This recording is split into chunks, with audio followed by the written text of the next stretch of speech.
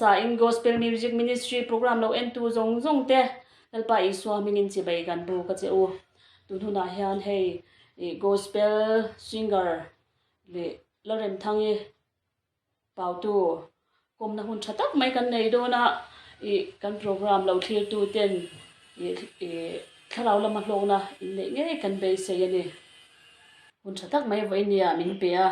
alo mom hle maya tuna hei kan ho tu pa GM gospel music ministry kan chairman pu swaya hianin hanzo na le tunhuna rongbol tu poimo tak mai zai rongbol chin ni bok in leng te pok kan tiang chu kan ham nei the hi van nei kan in tia kan lom tak zeta in kan in zot hal deuh mol mo mai nga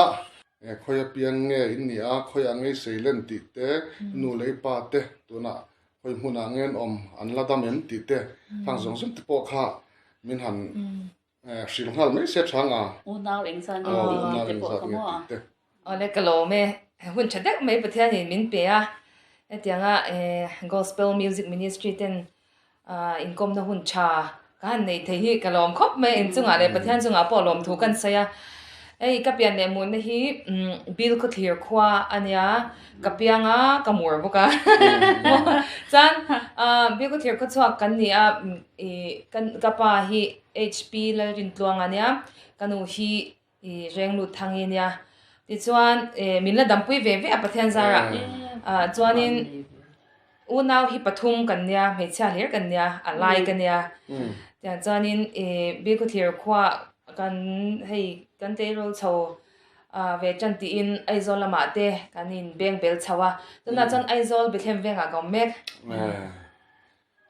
aizol bethem veng nula nimo ani chuanin rongbol na kan lu chil ma in ipian thar dan le engting nge then khat chu hei no pan lai chang Sunday school a kapiang thar ti te po hin om fo maya tin chu ti rolin lali suan na in to na tak tak abik taka han nei soi tur hriat reng tur han nei te po hi anom nual boka chula chona enga po ni se lali suwa tharau thiang lim buat sai tharna pian tharna kan nei dan a ero chu ayang po ni se tha ngai la kan pian thar kha chuan nang ma bi ka hian lali suan na inin to na hun pian thar ti kan soi chi le mo helai hi eng hun lai vel khan nge ni ne soi ta ang khan soi fak hei a chumi ni chumi dar kar ti vela khan mi huna han ti deuh chat kha zo har ta hei ko shana te kan lo atanga selian sa ko shana han salvation army kan ni a jan kan no pan te cha ata ko shana chum min ang ve kha kan nia ka pian thar ni le dar kar le khatiang tak hian soi tur hi ka shela wani chu amaro chu no panglai changa piang thar chawa ka tia rongbol du na ri ru nei ang kha ka ni ve ni chu ti chuanin no pangte kan ne changin kan zai chho ve chana chuan rongbol na konga hei mak deuh chu kan soi zaw deuh le du chu tikhan kushana kan in manga no pang Sunday school ate kan kala kushana kan in mang han ti la in mang tak tak ra kan la ni chuang lo ta ti chuan ei enge kushana temi kan han changlian ve de uleka camping te an lo nei ta chu chang in lan thar na te kan neya pathian ta na in lan du tak tak na thinlung he tianga mi sheda ka ron zai chho ma hian hei ka zai ve chana ni chumo ka zai namha saber po hi high school class 9 kan ni lain kan sport na khanin ka zai chho ve chana ni chuan tu mang ka zai ngai ti pon la shelo hai ina hian zai hi kan shat chim shim kan una kan zai vak china chen om te ho po hian nang ni una hi jin zai na sa chin mange hian ti chin ani ti chuan chu tiang chuan in ka zai ve mai china mai han ti la chuan ti khanin kan ron tlemin kan ron seilian chho ve zela kan ron changlia chho ve zela khata khan kan ron thei to papathian faka zai du na kha ka ron nei ta ni chumo eng tiang in nge pathian in aman du dan tak niang ti in ka zong a pathian ta na in lan du na kha chu piang thar chu koin ki to tho min zo na khan ka pian thar hun tak chu she kher lo mai la ka piang thara pathian tan ka in hlan to a chuan chu ta chuan a le pek dang je la khamo a zong zong a keima i a pathian faka choi moi du na thin lung kha karon nei chhole ni chu hey step karon englo ve ang ani chu mo chu tiang chan chan ti khan engte nge ka zaya nga engte nge pathian du dan ber liang ti che kha ka ngai to ta ni chu ka ti lai khan mo kan la zai chan tira kan la no panga tu ma po min shalawa chuan kan ko chana te khanin kan zai chhawya hey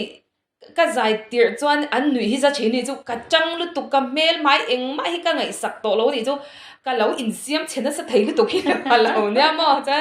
ka zai chang lu tu ka chuan in hey thei to pa sa chi thei to pe ka zai ka kut te ka he te ka lo chang lu tu ka lo tikka ka lo kar na sa thei lu tu ka lo ni chu chuan rong bol tu ka lo hey te ka kan zui ta min fiam china ni ka zai dan te kan ani le khala khan mo hey zai tam tak ki tun la chuan competition engamo icon han ti te ti siak na atanga rom ji chuak te hi kan nei tanul maya nang nei hun lai khan ka tiang kha icon te kha lo om chia lo mai thei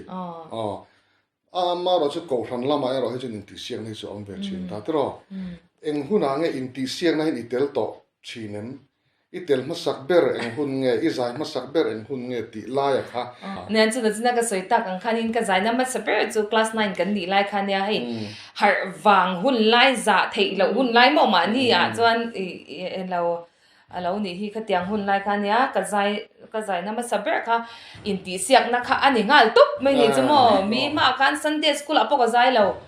ina kan zai vel mai ang ba kha chu ka zai lo ta i zai kha ka tui ve em ano pangte khan thiam lo khan la te ka phwa chin ni chu mo ka zai chan ter po khan la ka phwa ve no la ni chu til chi sang sang chuan tu mi chu in ti se ka tel na ma saber anita pathum na kanya kalasya jeng chu pencil hi kan lo tan ka sia nge pencil ka kan lo na no khop me chu ba chu voi khat na voi khat zai na po pathum na ani ga nya mo be ko me Sunday school an ka zai lo wa kala zai chuang lo wa chuan chu mi bak chu MZE in kan buat saya chuan tilama changin headquarter lama changin kan ho tu te kan cha thla a chu ti la chuan bi ku thira kan nom lai nia chuan engza na ma kha kan ni phalawa kan la zak zum ve boka zai dan te po kan la zai ve mai ang ani chu mo ka tiang vel khane chu bak chu in ti sian han ka tel to reng lo ni the ka soi te chu da mai zai thiam lang sar singa chuan in ti siak na tel khem pol takin i don chu ama ro chu rong bol na lam awangin ti hian pathian na ron choi sang chia mi tam tam nel hriatin lo ni ta tin ngai zai chho da na ka nia chu zai kha ka tui em ani chu tin solfa te hi ka tui solfa te ka tui em ani chu mo no pangte mi di school ver kan kal chholai changin mi nan an solfa hei tonic solfa i Christian la bumi an sa te kan ena i kala thiam sa te kalauti pui kalauzer ve chine ni chu mo ka tiang khan kalauti ve zai hi kan tui em a ti chuan ina hianin kan chu soile soinu kan zai mai phina kan unaw khan sulfa te ka ti khan kan tui chawa chuan kan soi kan de dor menga chuan heta aizola kan pem chho to nu hianin territorial songster kaini salvation a chuan heta asangber mo sinot alama chuan sinot choir kan tiang kha hanti deu zel hi ngai china shet thiam theina chuan khanga khan ka tel chho ve a adin chho chan tir changin kan tel chho ve chu chuan ma son tam tak min nei tira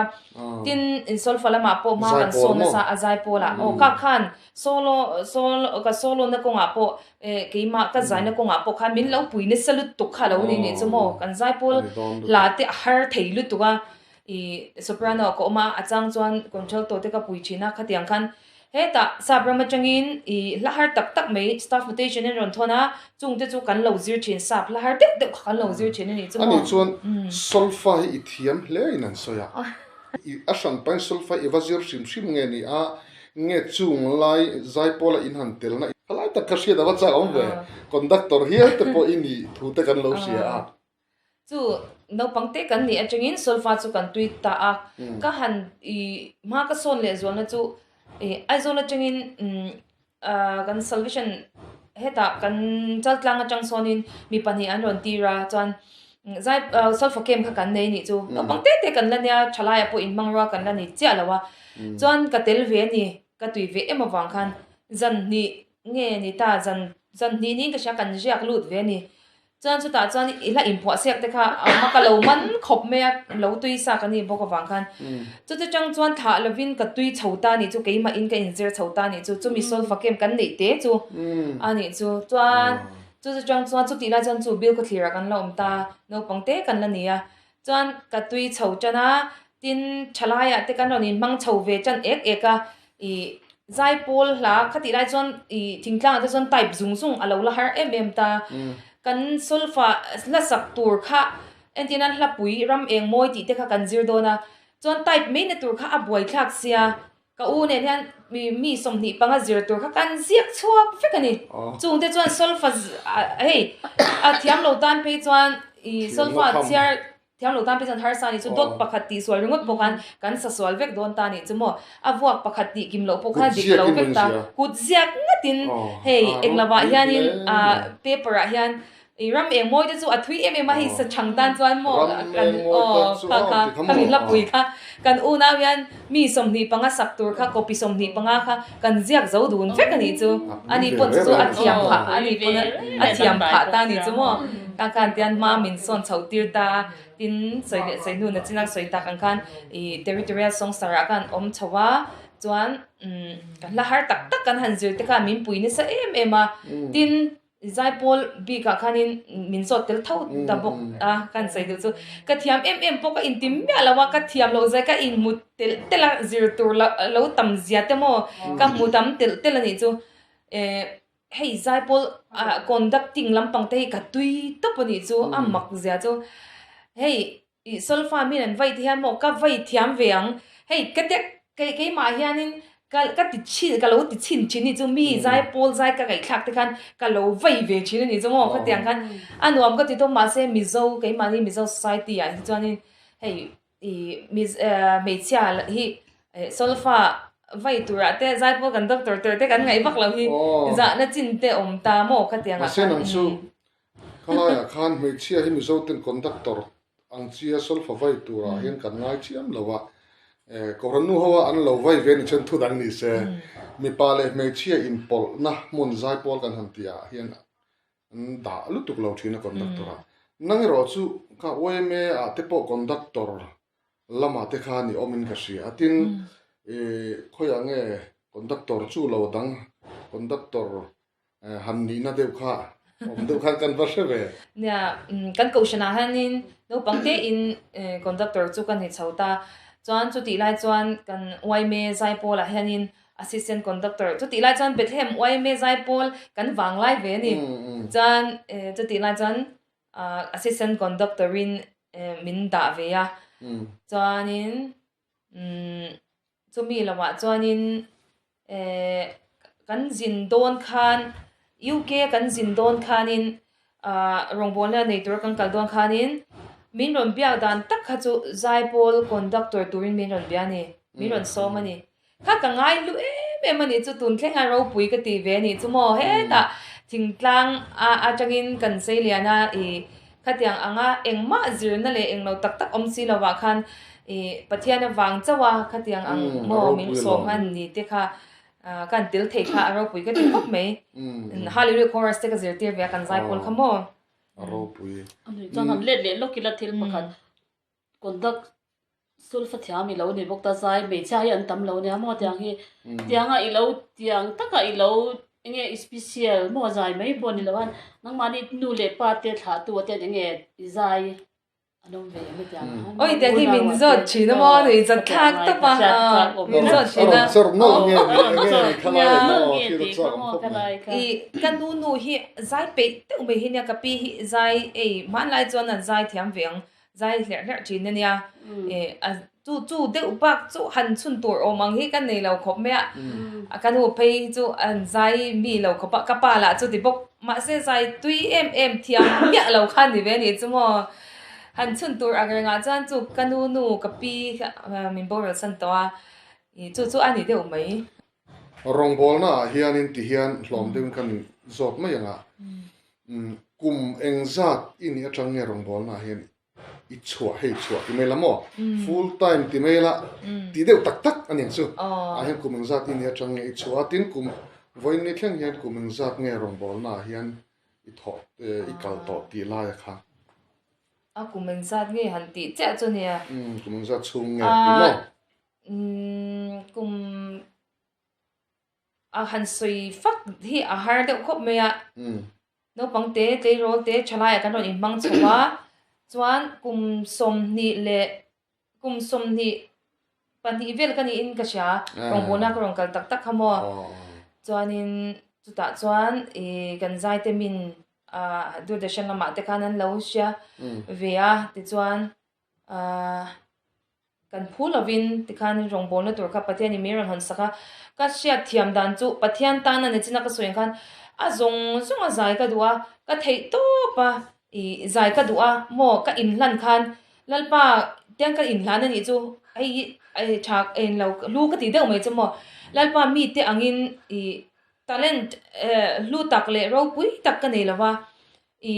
mi te angin lar na turin eng ma hian ke ma hian chance om lo shim shim ani chu mo mi te chu an mer that bang ten pian na lan sum nei a sum ten nei te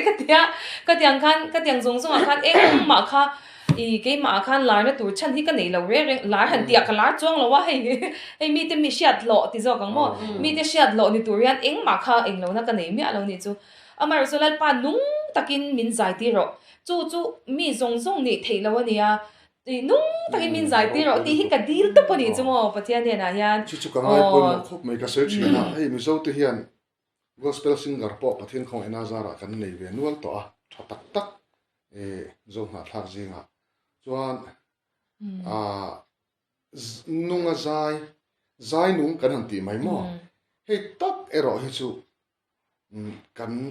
nei thalu tu thin lawai ti mai te tun enga mo huna chang hian mizo te hian zai nung tha tak tak kan nei ve ta a tun malama phe ka chuan kan nei claim khopin ka ring mo chu lom om ka te nang po nung taka zai tu mi le zai tum thlat I ron nia kha aro pui ka ti I zai po annunga ngai thla ka nuama ke ma nia tharau chom pokamo kan tharau nun midang dang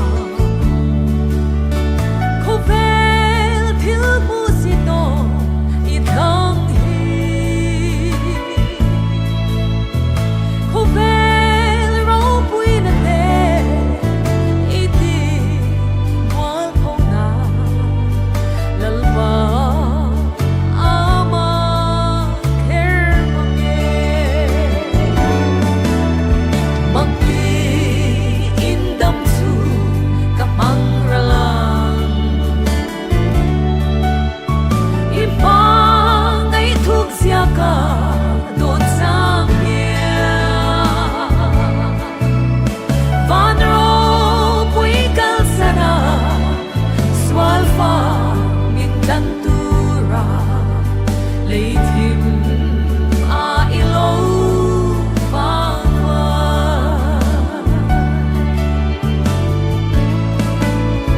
dalpa ama zelani visual aya vi felt it too visual di moral na among ni thole kristano ni min ko tamay lalpa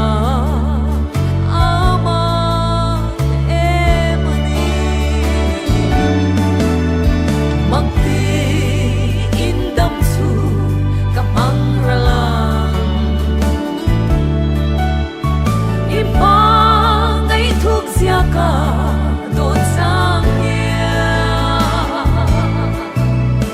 van ro pui kal sana swal fa min dan tura leithim a ilo pangwa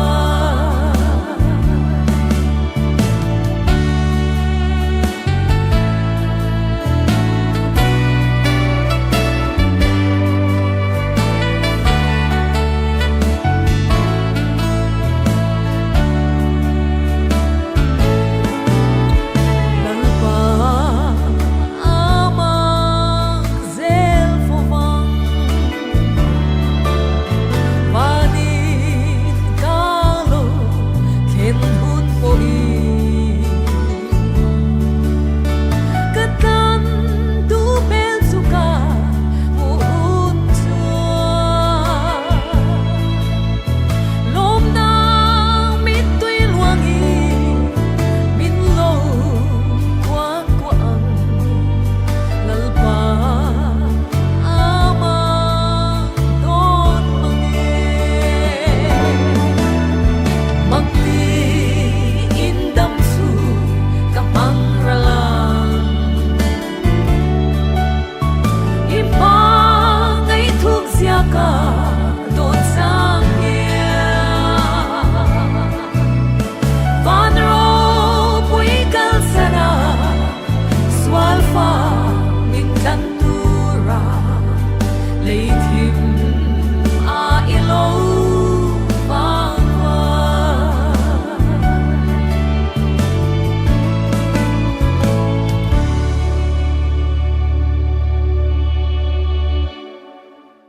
i ram eng zat nge ti zong kan sei te mo rong bol na awang hian pathian in khoi ram ramangi a hruai che chung jing a chon khoi bun nge nuam iti na tele she om iti na del te mo ala ka se she om lo tu ra ngai la min ham sir thei chon lamong khopa nya kalakal tam lo mi te angin han soi tu ro pui ka dei me alo ni chu amar ro chu ke ma tan chuan a hlu ka ti em em ni chu mo han khei ka kal tam chuang lo wa i sweden a te kan kala ka ngai lu em em a i kal zen a thei lo wa hei me nge pathian wang chawa kal kan nia wang khan ka ngai lu em em ni chu chuan khovel pum ma chalai te khom pui liana kan zuk zaya chu ta chuan kan la phwa te kan zuk savea zai porin ka ngai lu khop me ya chuanin ai mi zo la in kan zuk sa a chuanin chu territorial SY songsar ka telai ania zai pol ka telai khania chuanin chumi lawa chuanin hei UK ania Ranguna anilia Wales te kan rong bol ne te kan nia kan zaya solo in kan zai boka zai pol in kan zai boka theng tok tokin tin kami kan kal tum khan Buckingham Palace chunga te British lal chung kwa te ina te mo chong chai no hun te kan nei hei zok chong chai area chong chai thei ni lawin he dia kan zuk fangvela room kan fangvela khanin wil lu chong chai na kan pathian ta kan zuk hawa ni chu kan chong chai ni chu chuan Ranguna te Myanmar kan kal boka ke ti lampang ke voi nge mazat kan kala rong bolin abikin rengun ki voi ni kal to boka sung te chu ani deu mai tin min ron som ve na USA lampang hi visa kala mu thei che lawa interview kha na poi ka ti khop me pathen in rem chang te pi po min la pe zel tor ka ngai chung zinga chuan khoi mun nge han nuam han ti deuh wang na te po khom the mo se om deuh le han chet chiat na deuh te kha om em nya nuam kho anuam lum vik amo han thil chi sang sang kha pathen min ton tir ni chu khami hun cheu khanin anom em na te alut em na te kha om cheu ni chu mo sia jeng tur ang kha an soidon chu atam lut tu ka ni chu chuanin Sweden kan kal khanin hei chalai wal khom puilian ania engma va hun thol ang kha kan nei vak lova item li khana khatani amaro chu kan lamu ngai lo ram zan lai ni enjeng nan tiang deuh khania an summer lai ni ma se ni pui lai ni ma se zana khan ni kha renga ni chu hei ni fanglang lo ma se kha kan ton khan amun khan mun ma mo bo rak vela te khan adang dai to pa cái thể hiểu tổ ngái lâu tuổi này chưa dần lai ni kha renga kan in khom ban zan dar som pakhat le zan ve lại te khan khwa khal renga chuanin kan han mua hei parda cha deuh khan zara chuan kan zara chuan atira kha chuan shet thiam har sa kan adjust le thei lo ni chu chuan mai ro chu kan ha rim tonga wang de kan mu hil thei ve me ya chuan hei jing dar khat le dar ni ti vel bora kan athim aron thim det ta eng le khal de ya khat yang vel khani chu mo chu tiang vel hun chu nya chu danglam nan ta tin mun danga UK kan kal khan nya chu soi le soi nu thil soi vek se ne lawa nge test mi tam ta ka ne ya khata khanin UK kan kal don te khanin hun har se tak kan pal tlanga visa te kan mu le theilawa pathianin thil ro pui tak min ti saka chuan chop le chilin kan flight dar khata flight tur ka dar som pani visa kan han mu chau mai te mo kan PNR cancel flight ticket an lo cancel vek to counter po an lo close vek to nu pathian ina kong min han hon sak le dan te mo kan siat thiam dan cha kan siat thiam dan ter kan sei du chu dar kar khat ala oma nge thona thok tur kan in pe vek check-in zong kan pe vek mo hei kan pal tlang vek to kha angai ta ni chu chungang zong chu ke ni chuan ti man mi alawin thona nge tho chwa chuan fel vek hun to khang ke ni chu kan la boi le ni chu mo atiang vela ta kan pathianin min delay sak kan ti ni chu mo kha thona lian lut tuk mai nge Delhi changa Heathrow airport London na chum tur direct flight ania kami chum kan darkar ko kan thok mo kan kal lama khan chumi te chu pathiani min delay sak nin kan sia ti chuan engtin tin mani khanin anan in bia chuan atlan kha kan tlan airport terminal khan mo ti khan nge screening zong kha kan pal tlanga ti khan kan han lut sia chu thona kha ache khan ni de ungal runway khan che kha ni de ungal me kha tiang kha voi tam kan thok ve to ka shiat voi khat na nia pathian in thil ro pui tak min ti sakani rong bol na hun chung zonga khanin ei ni enga mo zat kan chama chuan anuam adang lam topa pathian na min tho sak dan te kha khatilai mun chunga soi sen lo kha tu nu na soi sen lo kha omani chumo abi kin kan soi tel du chu na china kan soi zap ang khanin hei kan lo she china ral khata te YouTube te kan ena TV te kan mu china British lal chung kwa an lar ema khati lai phe chuan nge Princess Diana te mo Prince Charles te kha kan khati lai ka chuanin thon thu ang mai kan ngai chin an thalak te kan lo en chin kan ship pha an wang lai ka kan ship pha ve lo ta amaro chu thon thu ang mai kan ngai chin ka an in chunga nge mei mo ha an lam na room te kan zuk fanga kan han mu an lulut tuka aro puidang lam top ti kan soi tel do ni chu tuk mu mang te po ang ruk ya kan soi bil le la ko chan kala soi kim lo ta ring gun kan kal na chun ka mi tam tak chuan soi tur tam tak ram sang sang an nei nga me se soi tur tam ka nei lo na in ring gun kan kal hianin kan kal voi khát na khát chu xoay tu kan nei ta a voi ni na khan hi Zaithiam kan ituna chon salvation officer chon om tak ani ta Lieutenant Judith Dalrembati Zaithiam kha chianga salvation officer in an ni to ta tuna chan ani nen khan voi khat kalo kal to wang hang ka swai risk ve to pani chmo chan i ho thok ho tur kan ni ta ni chu kha mi chum khan mi voter ID kha kan ho kha englo che em ka shalawa i vi voter ID kha kan ho a thode te phan ni kan chuang ani chmo chong thiam box si lo khan kan chuan pui te kha he ta nghe mizo kha an kha kan jing te ule chin mi khan te kha kan jing te ule kamar chu kan van duai nge ni po kan shelo kha mi chuma kan chuan khan tu ma kha i chong thiam kha chuan pui kan nei lo ni chumo mi voter ID ho le ngal kan nia an ram khala zilen tak tak lo ni kha ti lai khan mo chuan i hei tu na borak a chiat ma kha ta aron zalen de uzwai hun lai khan ni chumo gal po thei zwai hun lai khan ni chu ti lai chuan ya chuan in kan ho tur kha assorted zong in sai la kan ho tur kha kan flight angai ta ni tahan kha ne rengu na changa tahan kha mo kan flight angai ta chu da so mi voter ID kan ho box ya kan ming kha kan theingil kha kan lau lu tu kan in mo ID kha kan ne hei ne in ang zok ta kan tia kan in khap kheng le vela ni mo ai airport a kan min kha tu tur te po kha an thiam lo chong lo ni ma lok khan airport a khan in kap lum te khan lo oma an strict thar vele de ule ka airport a te khan kan lao khop meril ru kha thamuang lo ni chu min kha tu tur te tan po kan la em ma kan kha hi angam omang em o te an tia chuan amaro chu pathiani min shwai ru ta i min shwai chuak le em ang min shwai chuak lova min lo man ta ni pon aro pui na tur niang ka te a upazo kha kan ni sia kan han nem vele chong ani chumo judi ti kha chuan kan han chong chai le ri chin thode te pin eng tia nge min jin hel lo dan tur an khotwal mi ni ang in kan han hoi de wang o te kha kan han ti ni chumo a har khop me chu da chuan in thona chuan kan han nge airport chu kan han pan ve ta nge ya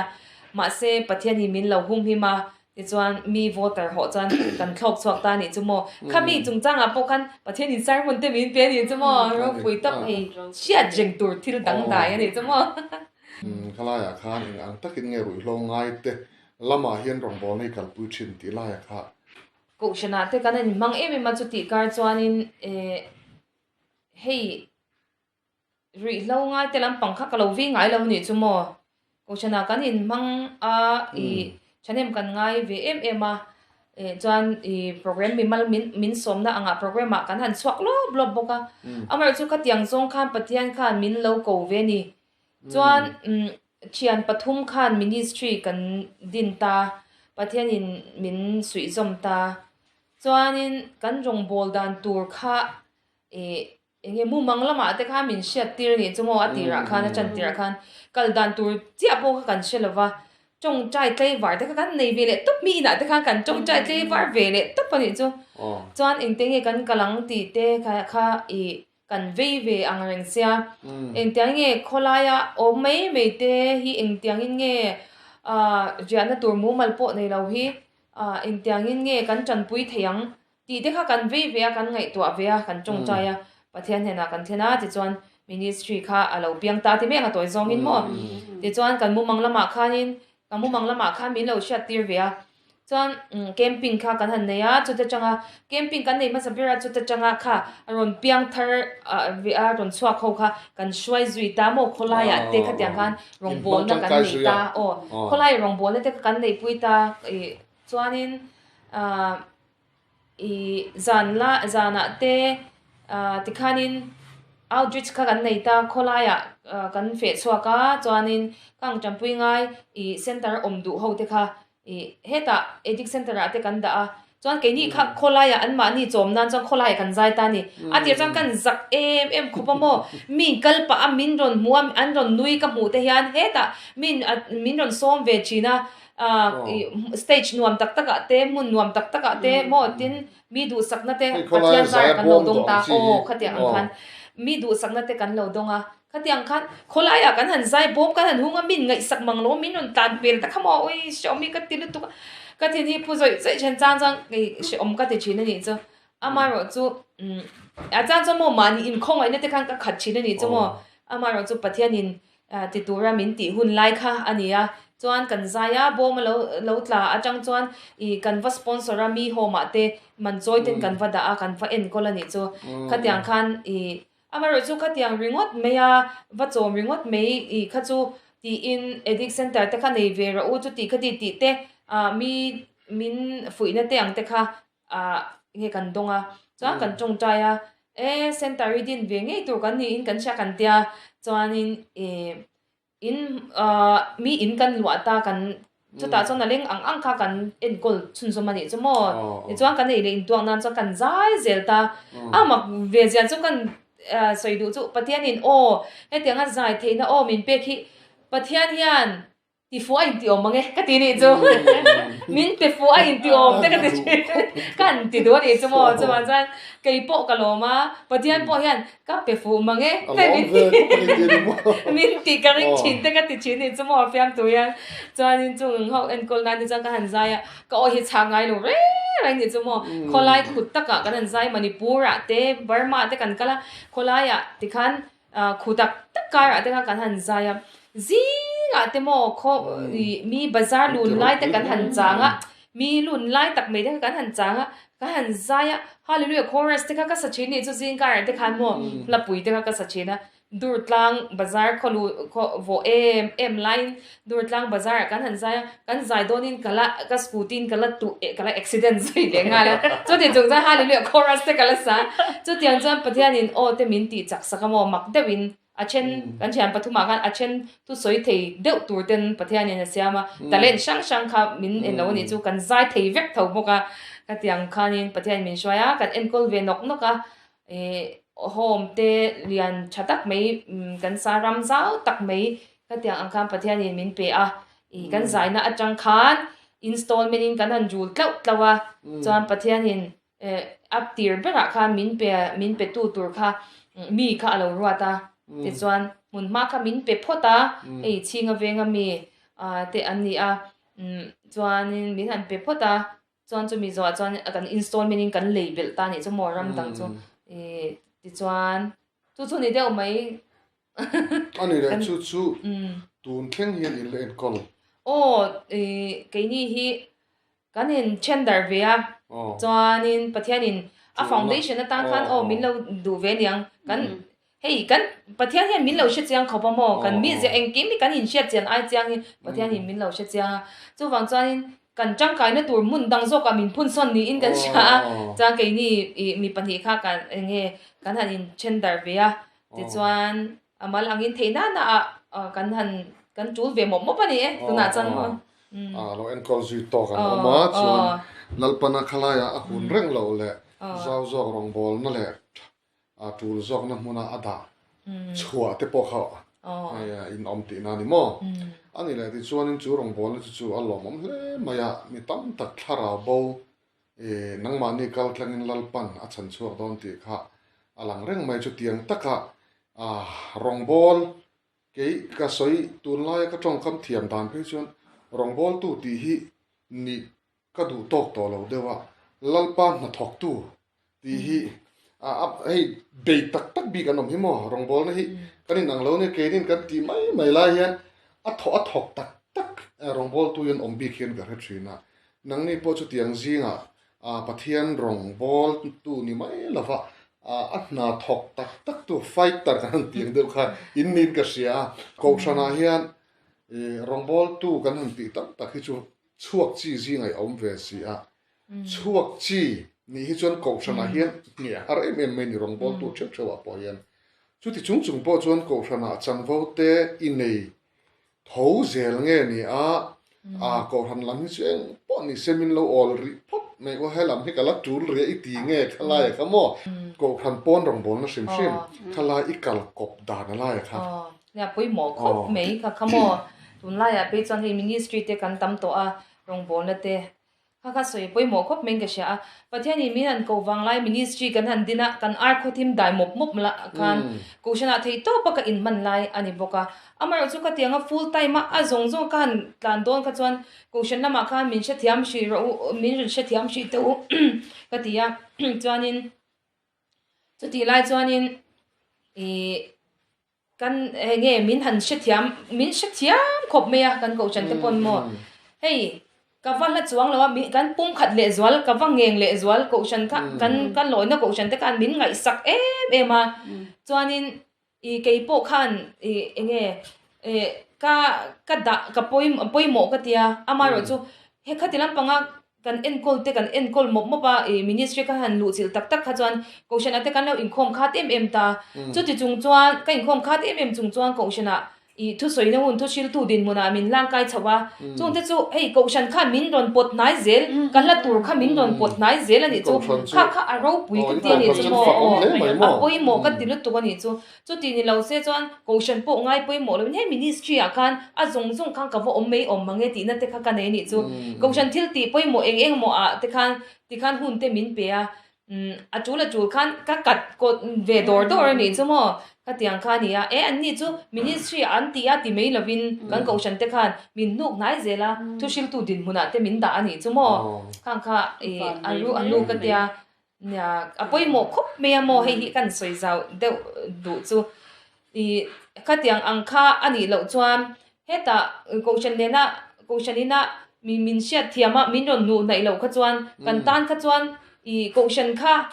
hey wangin tlat kha har bo ve bo kan ni chu mo ke mani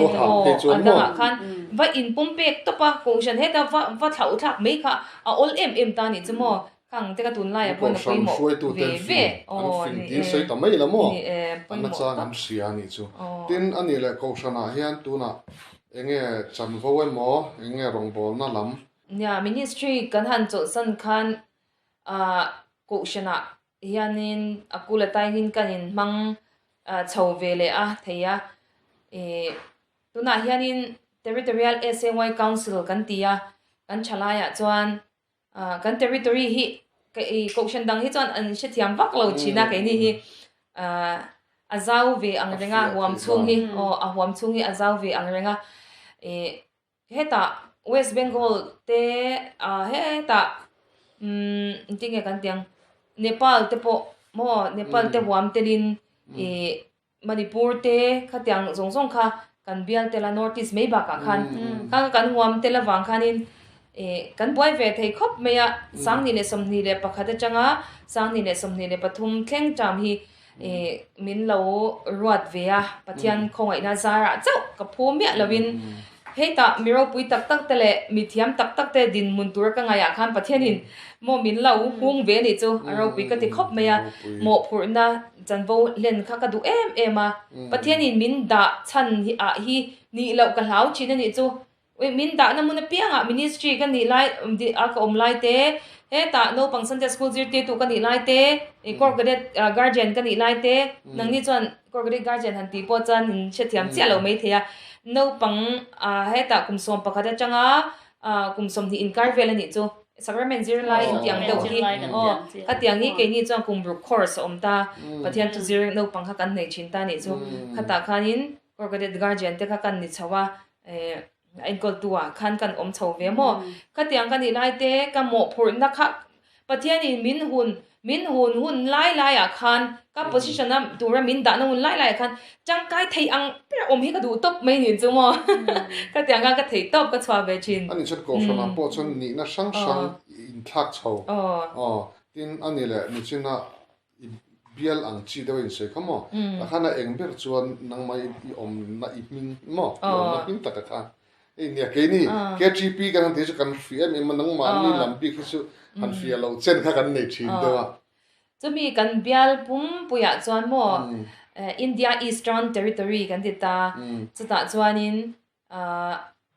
chalai lam ho tu chalai lam shwai tu kan shet fia thei dan tren soi tai la central KGP Indiang deuh khani chu central KGP shwai tu executive member kan ya OB chu kan ni chang lo kan ni lawa executive member kan ni ani chu central KGP chu ke ni Mizoram chin ani nang ni chu he ta state dang ten en khan central ni mo cái ni ai chon le lama zo din lian zok a huam chin a kha chu mo ani chu alom om le me chu tiang chan vo han chang pha ai nom chu pathian in arong bol du mi ini na a hriat sak reng che ni ti kha alang reng mai tin arong bol du mi hi kan ni thewa chu rong bol na chu len chuak du mi kan ni em ti kha poi mo lai le kha ni ta ni len chuak lawa rong bol na chan vo chel ve rengot thi mi tam tak zorom hen kan om thein rin oma len chuak la tak hi apoi mo in ka khop maya music video hi engzat ngai siam to a ti te hi ka lo ngai thla sa ge be ju mo katling si lo lal pa ti te mo hek ti ngai thang mai poi ka du to lo ka man ne ka soi da kan han ziak chua ka mo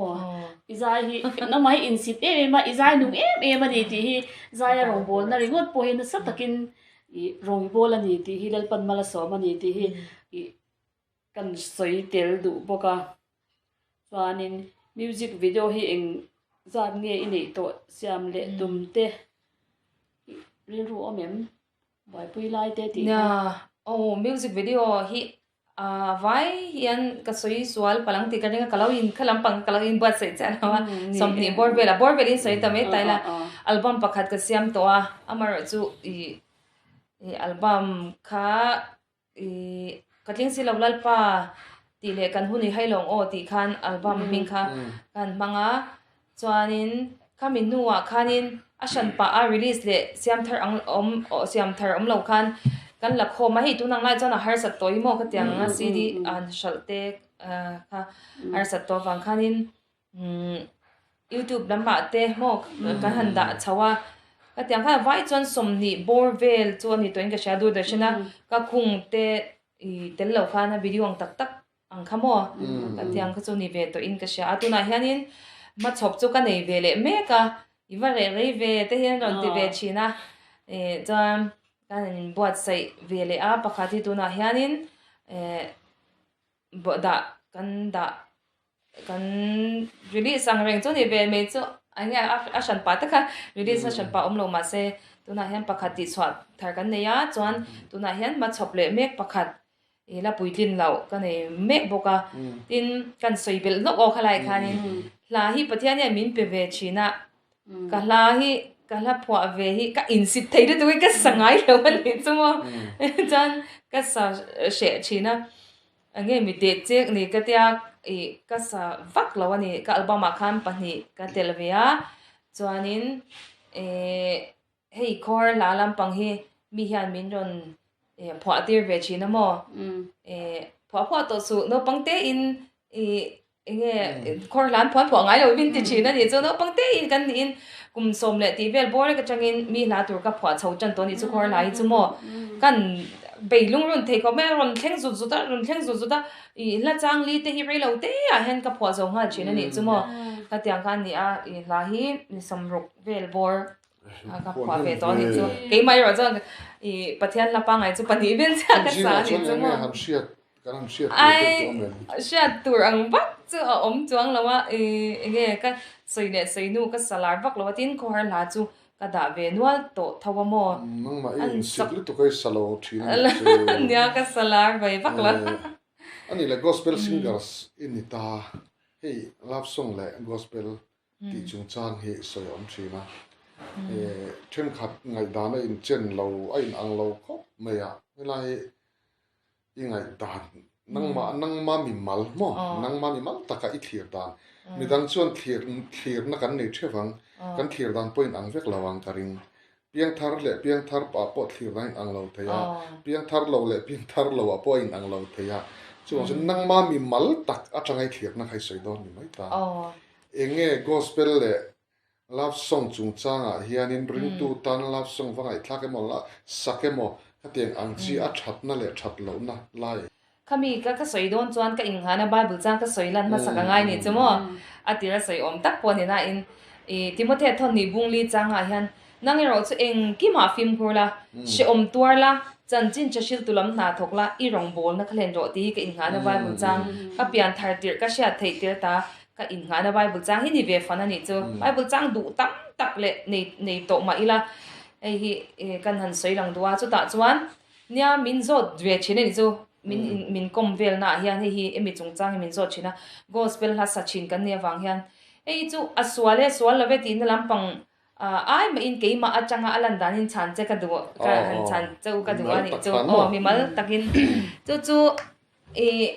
hemi min zo akari ru lang chin chu mathai bung som pani cha som thuma khan tu po kalama chang lo chu mi dawani mila khom pui lo chuan ati darani ti khamo omani chu wang chuan acha emin sa su se salo ro se ti na lampang ai ma in hei khovela kan oma khovela kan chenga ti chuan khovel thila in manga ina pathian in lutak manga ina asiama min manga ina lampang la anon sakte anon phuate alu katia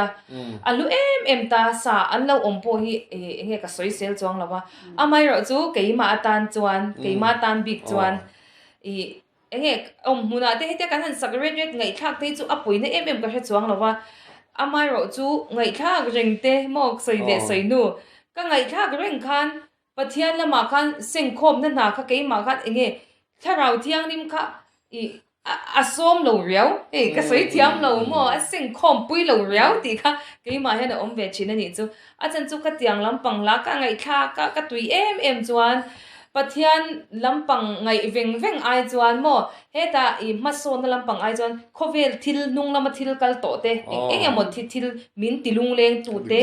khang ngai to lo tu te min ngai to tira mi sang po ka ngai dana chuan mo khang pathian lam min nu nai ain min nu la jok ti kha ka ngai to ve dana a seng khom pui lo toy te ka che ka chan chin dan chan seng khom pui lo mei te ka ti lo ti chin ani chu wang chuan ke chuan ka sa mi pui ma a le ka tiang a chuan ka sa lem lo na chan ani ka sak lu lo na chan ani a pathian ta na ka hlang ve na tur ni in ka sha ta wangin a seng khom pui lo mei ka tia lap song kha ka sa lawa ti na ngai tha pok ngai thak tam lo na chan ani mo chuan ka chang to kem ka sha lo thakop mai helai tak hi zaithiam hian chan haram ti tlang tuya lo ngai thak ta na nuam lo thei thil om thuk maya chu ti rolin an ngai dan original tak ka ti don nge an thin lung ril tak han soi kha an khe thin ni hian ka sia mi pakhatina chan na hi karil ruwa vein ne tl cham reng a oma love song in a min shuai lo tum na chu ti kan han sa kan han min kan han ngai tha thing buk nuai lam min pan ti ra tia gospel ero chon pathian fakna lai ero chon calvary cross lama min shuai tia chu ta chon a toy te khana fia biring ka sia kan sermon ma tele kan zai ma te hian a kan om dan kan nung chang hian kan sermon nun le nun lo tur te kan zai nun le nun lo tur te shil te to ni hen ka chi na mo chu bang san amma zonga kan om dan hi lo poi mo chi na ni pasal nei te tum to mai nge rong bol na la mahan la kal zer he la tum wen ti lai te kamo ya ka theng to kin vision lian ber bur ang mo hei mi te shansha ta chu mi khami chu tia vision lian lu tuk mai ang kha chu ka nei shan pa chuang lawa ama ro chu ka theng to ka rong bol nei chun chon zel hi ka duwa hei zai mei ba ka hian ma ni han soi chua hi chu an nuam chia lawa ma ro chu pathianin talent hi min pe nem veang yang khop me a mak dawin chete ka lo ngai lut wang hi in soi kan du de bok sumo lo ngai thatu te tan po chete min pe kan lo ngai lut hian pathian adang min pe pe di alo phur em ani ti hi mo min pe bel zela thu soi te hi ka du ngai lo le ka chak ngai lo thil ni chu ka chak ngai lo ni chu mo tin chong phang te kan lo thiam lo boka pathian thu po kan lo shet le ma ama ro chu enge rong bol du na thin lung kan nei ani chuan pathian ni anin kan chak lo le kan du lo le kan pe lo mo kan phur lo na theng hianin pathian ni anin min lo shwai zel me lo nia ma se chu ta chuanin pe lo chung le du lo chung a ti lui chu kan ni to chuang lo ani ti kha ama min am pui don ti ka sha da wangin tu soi chul no huna po ka ding ve ta zel ani ti kha kan soi du he enge edic center ti ang renga te je la te ka tiang kan hun te kan mang dok nok hor se te kan han nei via ka kan phak ang tok in ka han ti ve nok ka chu ta chuan ma chhop lian em le ka tiang ang khat nei lo ma ila thei ang tok in ka tiang a khanin la kalzel katunga kala in lan ve zela ni ti kha ni ve se tan ho la tuna chuanin zailam pangte po kan soya hei ke mani GMM Gospel Music Ministry pu han camping te kan han nei thina mi tam tak rui lo boy om te po mo khatiang khan e dam na te an han nei thina maro chu rei lo te a then kha chu an lo nun lui amo khatiang khan e lem na ne lo nan lo om le thina tiani ama hi a in sit viau nangin zai gospel singer ani pia lama hianin pathian hian amang em ani ti hi sia ruk na hi kan ne ya ke ma han chumi ni wang chuanin pathian rong bol na lama po a tho hlok thin ani a chumi ni wang chu chung wang chumi chu ani wang chuanin enge tuna he tianga rui hlo boya kal te le tun lai thalai te mo sora ma thalai te a har na thleng na sa ni chu kan nung tol le thina tam tak hi heng enge kal zel na mo lok zo ka thlarawa pathian shwaina an ai kan lok tlan na tur anga khami min se tu ka mo om me nun me thei turin mo kha ka soi fia thiam cha lo kha share do inai karing mo ya na chin khan ko shena kan chan vo tia po khanin I tu na kan rong bol na kha atel tela street mission kan tia kan he lampang temple aizol temple a changai te lampang site mo ti jam phai te bialte he ta darlon te ponia chon street mission kan tia kha rong bol na kha a khan I tu na hen chan vo kha ka nei ve ka tel ve amar chu ka active thei chuang lawa ni lai zan na piang yan kholaya rong bol na kan neya e tur te kan pe a kan sema counseling te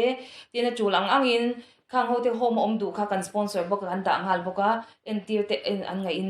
chunga po chan tu nei min zon chia kha ka ril ro omani chumo tin rong bol te kan han neya kum ka ti cha zat kha ai full time in om chirin ja chirin ka han enkol bok ta ni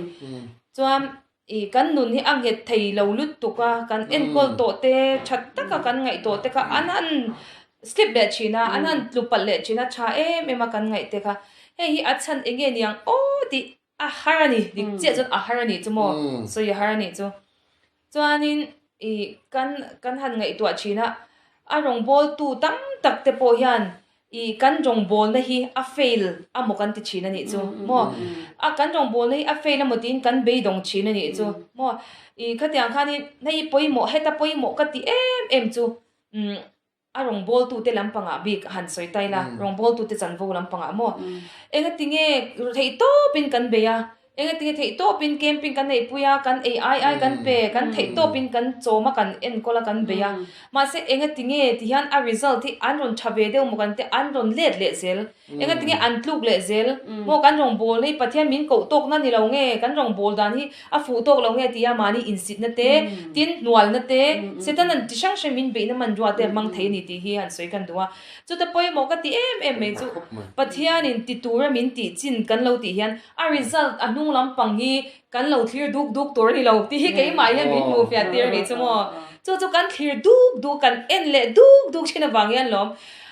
an cha zui kan ti cho kan lom em ma kan rong bol na lok kan tia kan phur em ma se an tule ti a kha pa ka mo chu ti ka ti min han shil le a kan down roi hi kan ti tur ni lo chu kan ni dan hi alo ni china ni chu mo chu apoi mo ka ti em me chu pathian in voina han ti tur min pek min kan vati mai hi ani chu a result lampang le a chan tir tu chu pathian ania mo ke ni lo ti thei ni to lo re ani chu wang san chu kan sia thi apoi mo ma chu me kan sia fu phot chuan lungmuang takin pathian min tir na muna mo athoi takan kan lo kal mia me do na ni chu sai pui kong kalan so yang dawin mo kan lo kal malam kan pan zel thei do na ni chu chuan mi nge tam takhi min ti chuan opa min ti zam chin boka ni ti kha kan soi tel du boka chuan kala soi kim lo deu kan soi vel le do chu an ma ni lampanga ve thung hian an ma ni lampanga hen chen khat chuan an chung te hian rong bol tu te kha vadem te kan ching ta ni chu ka a chan chu an ti vekati na ni lovin kan ton to awangin mo mai chana te kha tiang min ron dem boy te min ron soi sel te in ti dan reng mai chu ti kha ti tia min soi sel te nam ve chin ani chu mo kha kha tiang a khan heta anni din muna khan an thirila an dim om chuang lo mo an thiam om lo chuang lo ani chu amai ro chu kata khanin an ma ni tu te mei po hi in ti sak thei kan lo om lo ani chu mo khami a khan kan poimo vek ani chu mi mal kha kan poimo ta vek ti na ni chu khata chandam na an lo changa an lo lim em khan engma dang kha kan vati sak thei to lo ni chu mo kan vati sak lei thei to lo amal kat nun kha an lo ni chho to do na khata khan thei to pa i kan bible kan mua pa kan pathian thu kan mua eng tika ma kan tluk lo dan tur te kan mu ni chu mo thei top chua mo chanem ngai taka thei top chua tai mak kan chua lo chuan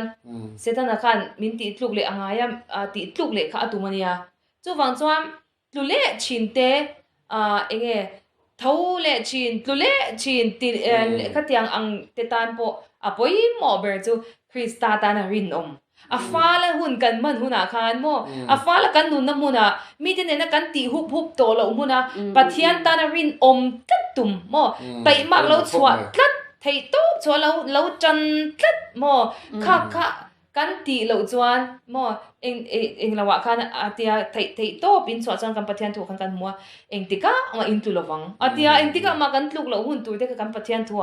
kan mo ni chu mo chu wang chuan chu tiang kan ti lo china wang kan nget thei lo kan tia rong bol tu te chen chuan kan lo mu pu le china kha tiang ang ti tok te kan lo om le china ni ti kha kan soi zau de wa ni chu rong bolin zai te thu soi te pana changin hun mang china chu ta chuan enge speaker kan han tiang chi te mo councilor enge kha tiang chi nang ma big mang rong bol na ani chu mo hang hun kha eng ange i nei to chi nem chung hun ma chuanin i nei chuanin eng ang danin nge game ang tenge crusade ang tenge home crusade te pom theng mo kha tiang kan sang ya ei sang ni le som pakwa ministry kan han ministry changa kan han chol nu hian sang ni le som pariat nu lampang mo hianin ka drin lo le ka base lo lam te min pathianin min shwai ta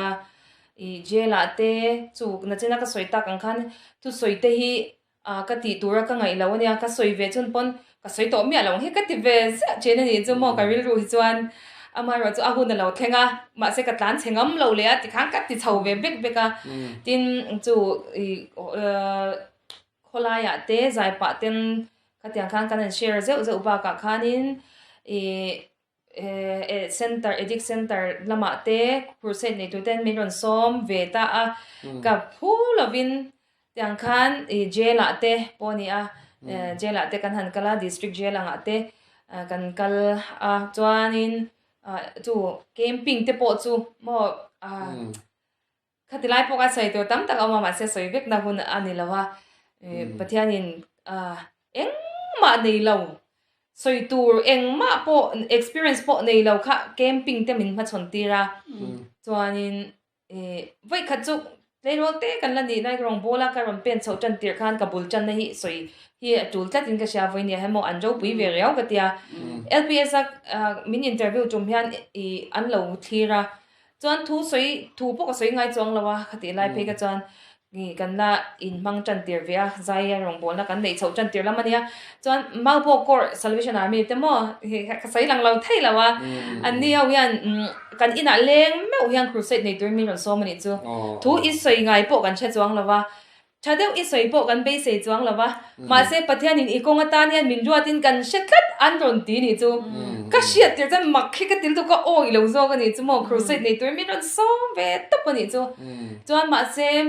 ka chang lok ngam lo ka lo chong chai photang te kan ti ve ni chu mo ka jam lut tu ka ni chan biakina he ka vakala ke ma chau he ka va chong chai eng huna po alan huna pianga te khan ka ril ru halu tu nge ka va in bun juak chini chu ma se ka o ve ta ni ka o lo ngam lawa kha kabul chan na chu ni ta ni chuan kan la in mang ve chan tir ang reng khop me ya chuan an huai sen ka tia mon ma ni po kham mak kha tia eng po ni se eng po ron soila la po ron sala pathian in mal min so mang ti kan ring tat itan po ikonga tan po anon ti ve ta pani chu mo mak he ka ti ta pa kabul chan na te an nia chu han soi lan nge kha kan duwa chuan te chu mi nuwa chuan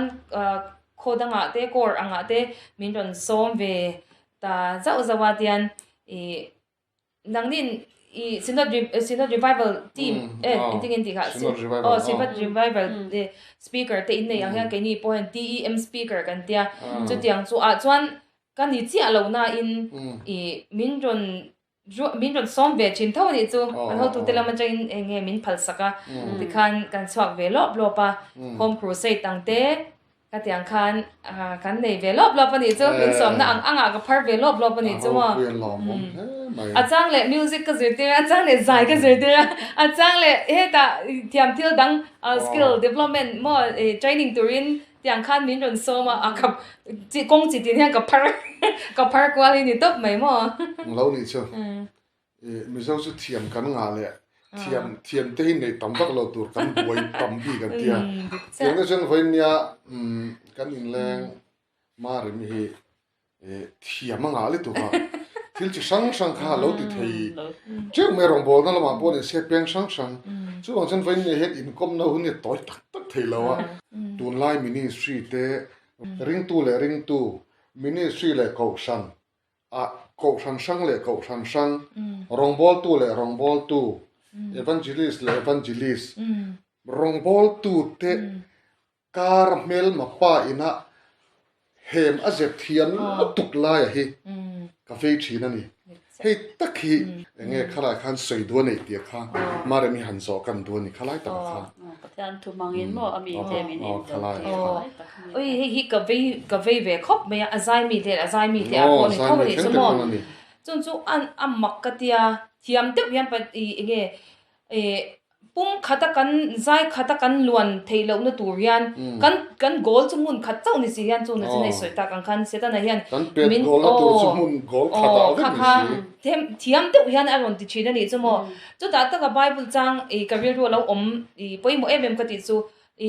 Peter thon khat bunga chang re ta hian ngai ven ula film khura u in king pui dia bola chuan a thei tur zong in mo sakai bak nei room thin angin a phiroi china ti ni chu mo ngai ven ula film khura u atia ni chu mo kan ministry he lo lar se lo liam ber se ti na thin lung kei ma nia nge lo ngai thatu kan englawa po kan lo om ni chuan khatiang ang thin lung put na te kha an ron tu ma khop meya mo ka pom aron pom zor china ni chu zai mi te apo ni thaw ni chu tiang chuan rong bol na peng sang rong bol tu te apo ani thawanga chu tiang kher lo apo thil chi sang mang khan chu ta apoi mo ka ti chu ma ni cheu hi in extra ngam lo in en ngam se kha apoi mo hi ka tia mo kha chu tiang drill ru chu ka putlet mai mo chu tiang ang thin lung chu ka putlet mai tia ngai ven ula film khuro tia kam pathian thu kan muang khan achina ka soita kan chu tiang chon lo in adjust thoi lo pathian lama nge pathian lo chong chai thwaya mo kan ngai tu na te kha krista iswa ven sakani thena na kan lo in ngai tu har thoi kha poi mo chinin ka shani chu achan chu ka tiang zong khan tu na hian jong bol na mi hi a chang na sa kan rong bola social media te ti sang in aron chang na sa tin chalai lampanga kan har thar na sa ni hun nu nga thleng tur ve kania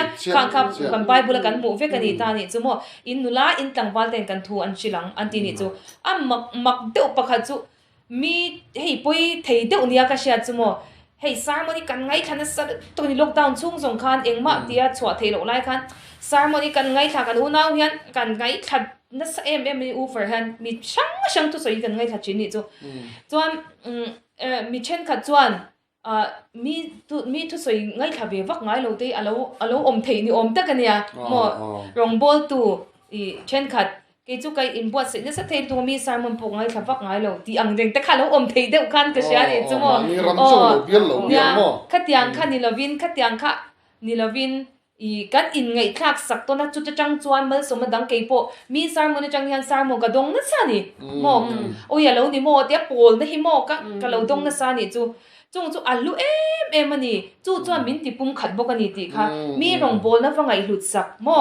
mi rong bol na an thil ti wangai lut sak te mo mi zai ka wangai lut sak te ei zai mi an ron nia zayan tui de ude ka pathian an ti tak tak ani cha oi ka thin lung en lo phur pui lu tu hi ka lo eng lo na sa thei lu tu ani chu mo lo ba ka lo ba phur pui lu tu hi nge ka lo ba ti le chiam china ka tiang khan kan in ngai poi mo to na kan in ngai lut ton hi setan na chu kan rong bol na pum khat na tur nia setan chu ero a hwa mo chu ero chu setan na ho le ani ti hi kan in chat pui ami te kan pum khat hi me chu kan shet thiam hi poimo khopin ka sha kha kan soi deu chu du ni chu cha du mo nang ma soi la soi lo poi mo de te mo khami na nang me na tru ri ti te kha kha an unam un top mai nan soi le phot la de ro nya kalom khop me voi na hun cha kan han ne ya tianga soi chuan de soi tur tak ama ro chu kan soi vek seng lo ta rong bol na po peng sang po tin tun la ya poimo ka ti chu I nge rong bol min ra lian le te kan lo thler dan te hi apoimo in ka sha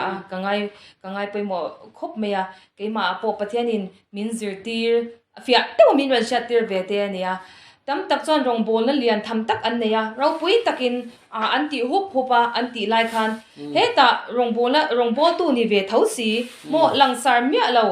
heta alo thlir tu te pon vati ve lo ang jia wa sha an shiat na kan lo nei te mo khang ang te ra lian le ra te mo ra ve lo riam ang kan lo shat te khatiang ang kha rong bol na chungchang bi ka khanin I kan lo thiar hi pathian thiar dan ne lo pathian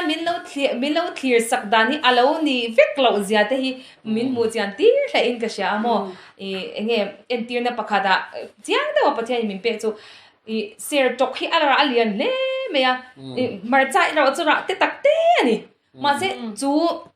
ser tok chu kum khata hian chung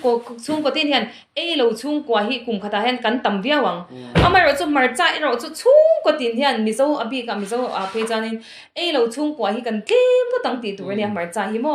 I chung kwa kan lo e lo vek enge an lo kher lo nga mo khatiang khan chu ka soi zia zo ka chu ara kha chu a in tet lei lut tu ni chu ma se kan mu dana ra lian jingot kha alu chuang lo pathian nga ya ti na kha ni chu bai pathian in ti tura min he ta niam ang de kan ngai ti ve vak lo anga kan ngai ma se athin lung zong pathian in ti tura apek heta sum dong mi alo ni mo kut no thok mi alo ni mo rin taka mo alo thoa an na tur lo thoa I enge rin taka ama ma zona alo ti te mo thusil tu ni kher lo wa po heta apum pui anga lo soi tai la khatianga kham pathianin thin dunga hi a chaper tur angin ti tur min du dana ni tia ati khan alo lu ma alo chhuani mo chung te chu kan siat thiami apoi mo min ka sha a chen chu ta langsar taka mi pui hui khom ang zong ang chi rong bol te ti dam na rong bol na nei te khatiang ang chi aken te hi aken tir te an le a mo khatiang anga khan anni chu ti bi heta ti lo bi ra te bi ra lian bi ti anga lo thliar kha kan ti tur ani lawa ka na tur ka position dik tak tur pathiani min juat anga khan ka ma zona khan lung taka lo oma lok tak thei ang ber tura ka lo tho me kha ka lo me kha alu ani ti kha kan han soidu kan shat avek atan po poi me ka sha chu ka zirlai zel ponya ke ma po mo enge tun huna hena poi mo ka sha ei hun in nung thalai te hun te kan ti to a rong bol na te ka kan han nei chho zela chu ta chuan I thil pakhat poi mo le te atop na kan soi tak du chu tu nai hianin ring tu vok ang mai ring tu mo vok ang mai ring tu te hi a thein ka sia ni chu pathian tu soi nuam ti mo pathian tu soi nuam ti hei vok po hian cho kan han pe a hap luam me ama bakor bahong te han thakila arot le swa mo kan tha ka piang khai vok chu du deuh chuan an lo swa chil puan tla bua puan swa zel ni chu tiang ang ring tu chu thein ka sia ni chu hei kan han vei vel na le thil chi sang hian rong bol nuam ti pathian tu soi tui ama ro chu ama enge mo thil dang lo oma tui ti le shem mo ti khatiang engkim tui ti engkim nuam ti tak mi te mu lo engkim khati thei ang kha kan ni kha ala le ga sha chu tiang chu thei do nang mo khatiang ang kha ka vil ro ni chu khatiang ang ni kha ala ani mi te mit mu moi chu ni lovin pathian mit mu rin mi tu ma mu lo po rin ti kha ka eng lo ve ni chamo har sama se chu I ka zerlai ve sha mani ti kha ka han soi tel bok du soi tu tam tak ma se ro pui le mai ni apoi mo khop mai tu lai ring tu te han soi ve do ni la ke po I soi e na tang han soi tur ka ma khop maya apoi mo ber chu rel ru aron langa soi la pon fian ria la li suanen mo la li suap tharau the anim shuai o ma piang de chu pathian fa ten ni de ama shuai ni lawa ke mani na kan shuai hi ang dewa nung et mu tu ri mo the a ang ka tia kan kal da ni china na kan pe china kan kala pe lo china kan top le mo le lamin he tilama kan vala ma le lama thu kan se dai mo le engkim ti thei ring tu ti ang de khan ni aro pui le me kham om lawa soi tur po alatama I om da dur chulal pa chunga ngatla samjia ka ama chuling la ama na ti ve ka nga ti a I chunga mi nan ti a idu tu an ti a idu tur ang pokin mi chunga ti ve ro le mangai na chau lo chu tu ma eng ma basu ti hi apoi mo min ka sia a he kan thu ngai thak ti le kan in kom na te ngai thatu zong te dalpan mal som thep se ro se Amen.